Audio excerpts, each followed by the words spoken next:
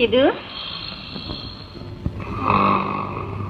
ও সিধু, হেমা হেমা মামি দিনের বেলা মুসের মতন ঘুমোচ্ছে নবাব পুত্র। কোথায় যেতে হবে? বোমা থেকে দুটো টিকিট কেটে নিয়ে আয়, ম্যাটিনি শো। সিনেমা? সিনেমা তো বন্ধ। বন্ধ? হ্যাঁ। বন্ধ তোকে কে বললে? আরে ওরা তো স্ট্রাইক করেছে।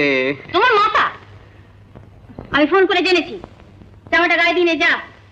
দিনরাত্রির খালি খাওয়া আর ঘুম, কাজকর্মের খোঁজ নেই, খালি কাকার অন্য বসে বসে ধ্বংস করছে। গেলে